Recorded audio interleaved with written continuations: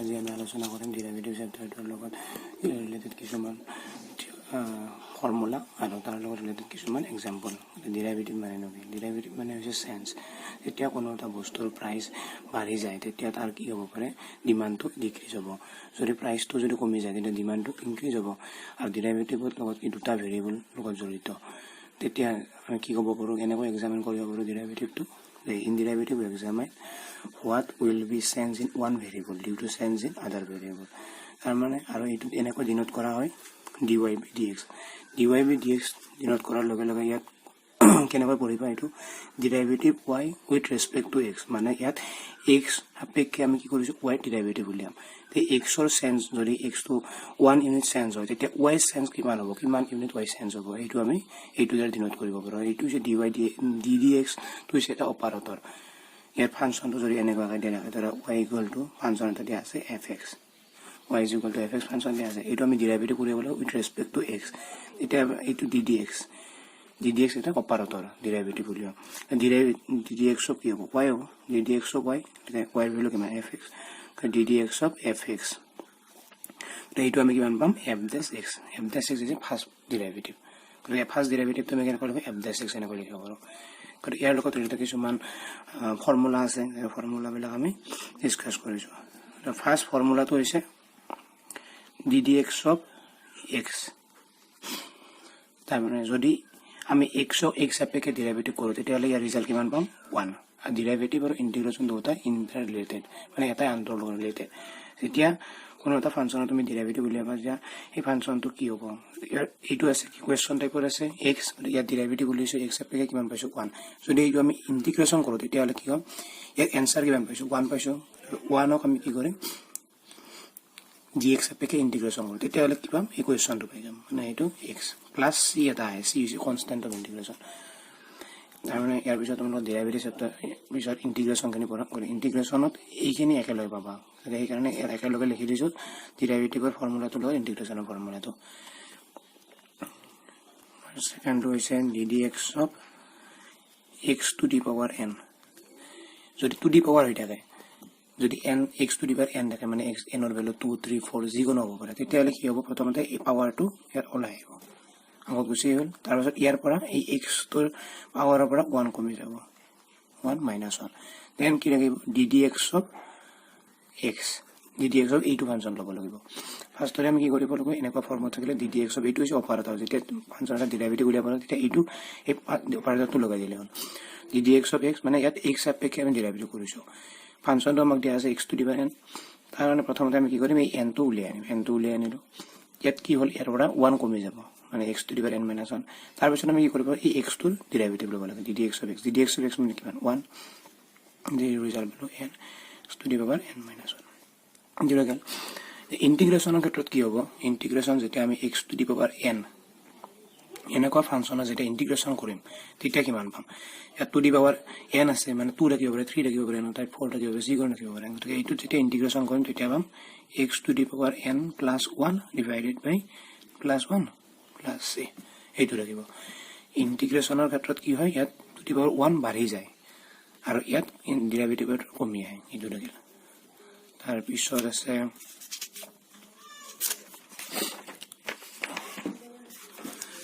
এটা ফৰ্মুলা, তাৰপিছত ddx sin x। ddx sin x আমি কিমান পাম, cos x। আৰু যেতিয়া আমি ইণ্টিগ্ৰেশ্যন cos x কৰোঁ তেতিয়াহ'লে কিমান পাম, ইণ্টিগ্ৰেশ্যন cos x কৰিলে আমি পাম sin x। নেক্সট আছে ddx cos x। ddx cos x কিমান হ'ব, -sin x। এইটো ফৰ্মুলাবিলাক মনত ৰাখিবা। দেন এইফালে ইণ্টিগ্ৰেশ্যন যদি কৰোঁ আমি কিমান পাম, -sin x আছে, গতিকে ইয়াত যদি আমি লিখি দিওঁ বা এনে +sin x লিখোঁ, +sin x dx, তেতিয়াহ'লে আমি ৰিজাল্ট কিমান পাম, -cos x + c। এই চিটো হৈছে কনষ্টেণ্ট অফ ইণ্টিগ্ৰেশ্যন। ইণ্টিগ্ৰেশ্যন কৰিলে এই চিটো দিব লাগিব। দেন আমি উলিয়াম ddx 10x। ddx 10xৰ ডেৰিভেটিভ হৈছে sec square x। তাৰপিছত যেতিয়া আমি ইণ্টিগ্ৰেশ্যন কৰিম sec square x ইণ্টিগ্ৰেশ্যন কৰিলে আমি পাম এইটো 10x ফৰ্মুলা আছে ddx of cot x কিমান হয় minus cos x square x হয় আৰু এইটো ইন্টিগ্ৰেশ্যন কৰিলে কিমান হ'ব cos x square x ৰ যদি x সাপেক্ষে আমি ইন্টিগ্ৰেশ্যন কৰো cos x square x ক তেতিয়াহ'লে আমি ইয়াৰ ৰিজাল্টটো পাম মাইনাছ cot x প্লাছ 6 ইটো কনষ্টেণ্ট অফ ইন্টিগ্ৰেশ্যন আৰু এটা দিয়া আছে ৰুট ওভাৰ x দিয়া আছে ddx of root over x ddx of root over x root over value হৈছে হাফ গতিকে এইটো কোনটো ফৰ্মুলা আছে এইটো ফৰ্মুলা আছে ddx of x to the power n এইটো ফৰ্মুলা আছে গতিকে ইয়াত কি হয় n টো আগত গুচি যায় গতিকে প্ৰথমতে n টো আমি উলিয়াই আনিলো মানে হাফ টো আহিল ইয়াৰ পৰা কি কমি যাব 1 কমি যাব x to the power half minus 1 ddx of x ৰ ডেৰিভেটিভ উলিয়াব লাগে গতিকে half into x to the power কিমান লাগে মাইনাছ হাফ গতিকে ddx of x মানে কিমান 1 গতিকে এইটো x to the power minus half তুমি কি লিখিব পাৰো 1 by root over x তাৰপিছত ডেৰিভেটিভ ফৰ্মুলা আছে ddx of log x log x ৰ ডেৰিভেটিভ কিমান হয় 1 by x আৰু যদি ইন্টিগ্ৰেশ্যন কৰো আমি 1 by x তেতিয়াহ'লে ইয়াৰ ৰিজাল্ট পাম log x আৰু sin inverse x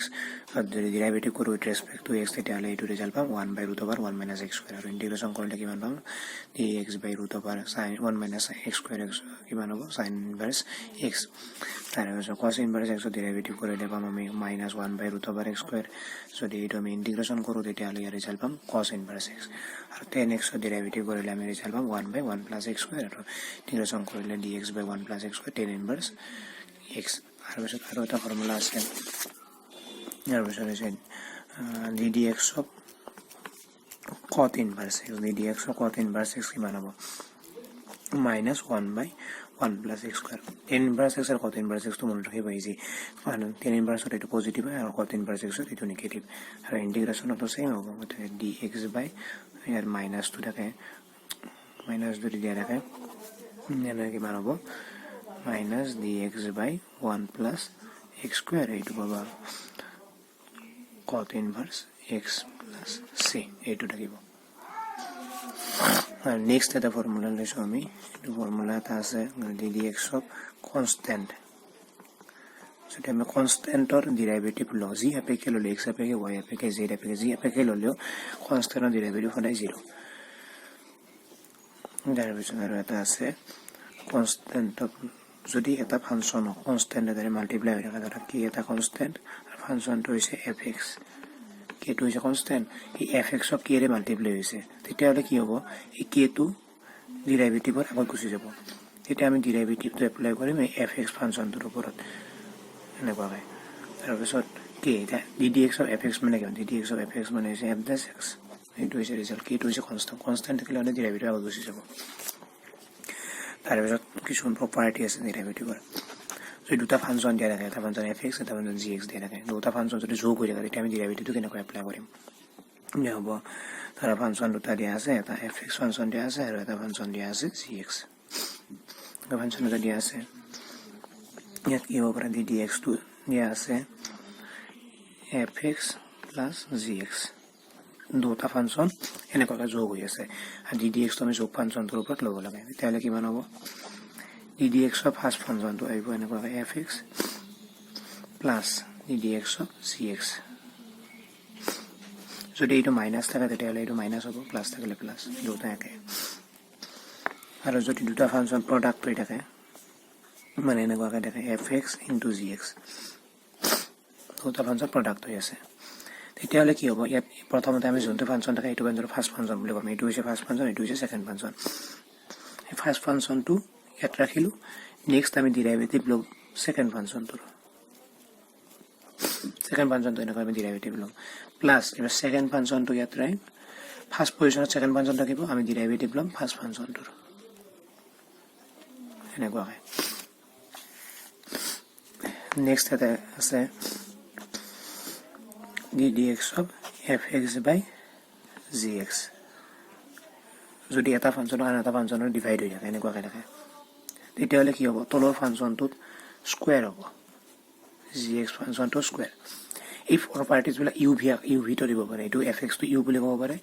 যদি এইটো u বুলি দিয়ে আৰু এইটো যদি v বুলি দিয়ে তেতিয়া সেম হ'ব du dx plus dv dx এইটো যদি u বুলি দিয়ে এইটো v তেনেহ'লে একে হ'ব u into dv dx plus v into du dx এইটো যদি u by v দিয়ে তেনেহ'লে v স্কয়াৰ আহিব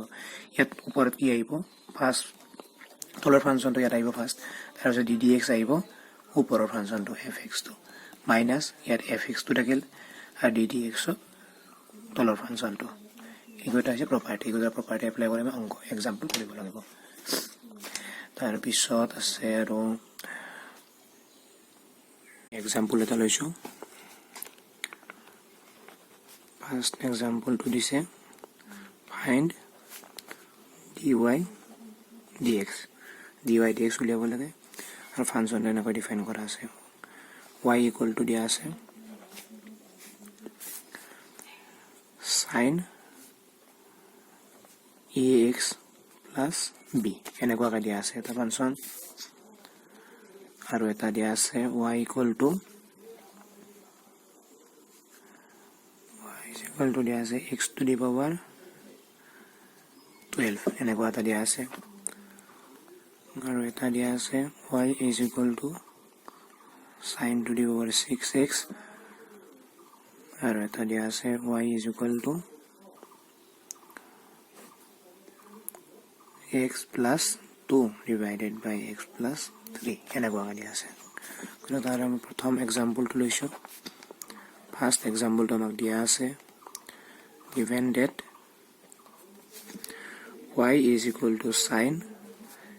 ax plus b এইটো আমি কি উলিয়াব লাগে dy dx উলিয়াব লাগে dy dx means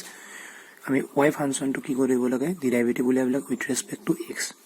এটাকে আমি ডেৰিভেটিভ লিখিম differentiation both side with respect to x left সাইডত কিমান পাম dy dx equal to ddx of y এর ভ্যালু কিমান আছে sin x plus b এইটো আছে ফার্স্ট আমি কি কৰিম এইখিনি x plus b খিনি x বুলি ভাবি লম গতেখিনি গতিকে sin x আছে গতে sin x এর ডেরিভেটিভ কিমান আছে cos x গতে cos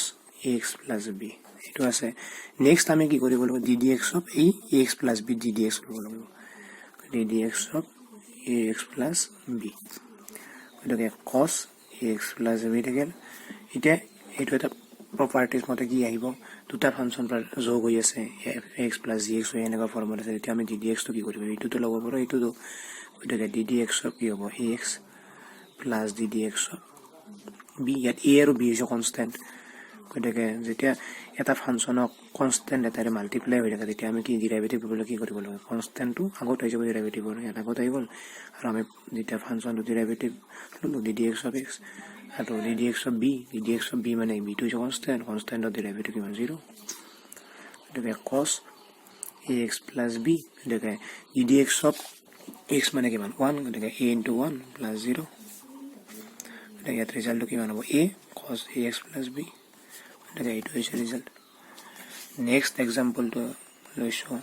কিমান দিয়া আছে y equal to x to the power 12 এইটো কোনটো ফৰ্মুলা দিয়া আছে x to the power n formula দিয়া আছে গতিকে ইয়াত আমি ddx ললে কিমান পাম ddx of x to the power 12 ইয়াত কি হ'ব প্ৰথমতে এনেকুৱা ফৰ্মত থাকিলে কি হয় ইয়াত পাৱাৰটো যি থাকে এইটো ফাৰ্স্ট আমি ডেৰিভেটিভ লব লাগে পাৱাৰটো কাৰণে গতিকে পাৱাৰটো এত ওলাই আহিব এনেকুৱা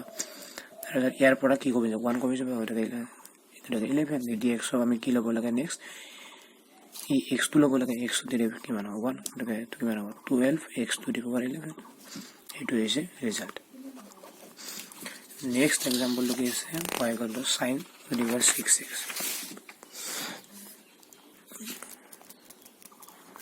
y is equal to sin to the power 6x এইটো দিয়া আছে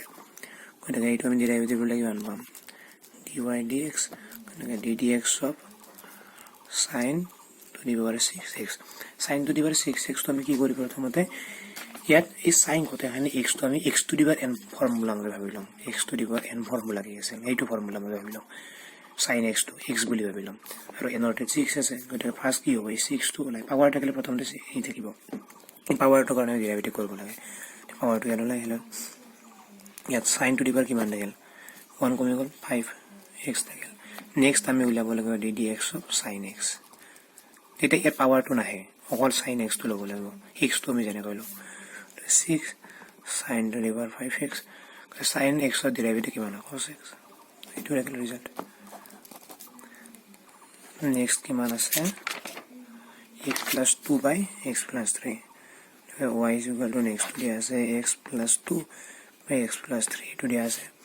গতিকে এইটো কি হয় fx by gx ফৰ্মুলা দিয়া আছে গতিকে আমি এইটোত কি পাম dy dx is equal to ddx of ইয়াত পাবা x plus 2 x plus 3 divided by x plus 3 তলতো gx আছে গতে তলতো কি স্কয়াৰ হ'ব তো ইয়াতে থাকিব x plus 3 হোল স্কয়াৰ ইয়াত কি আহিব x plus 3 আহিব আৰু ddx কাৰ ল'ব লাগিব x plus 2 ddx ল'ব লাগিল তাৰ পিছত মাইনাস ইয়াত কি আহিব x plus 2 ddx কাৰ ল'ব লাগিব x plus 3 এইটো থাকিল গতিকে ইয়াত থাকিব x plus 3 ddx of x plus 2 দুটা ফাংচন ইয়াত যোগ হৈ আছে গতিকে প্ৰথমে ddx of x ল'ব লাগিল গতিকে ddx of x plus ddx of 2 এইটো থাকিল মাইনাস ইয়াত থাকিব x plus 2 ddx of এইটো same ddx of x plus ddx of 3 divided by x plus 3 whole square ইয়াত কিমান থাকিব x plus 3 থাকিল ddx of x মানে কিমান 1 আৰু constant of derivative 0 minus x plus 2 এইটো সেম এটো 1 থাকিল আৰু এইটো থাকিল 0 এইটো থাকিব x plus 3 whole square তাৰ পিছত কি কৰে এইটো মাল্টিপ্লাই কৰি দিয়া তে x plus 3 থাকিল minus x minus 2 আহিব plus minus x x cancel তলত কিমান থাকিব x plus 3 whole square ইয়াত থাকিব 1 by x plus 3 whole square এইটো হৈছে ৰিজল্ট ইয়াৰ পিছত আৰু এক্সাম্পল আমি আলোচনা কৰিম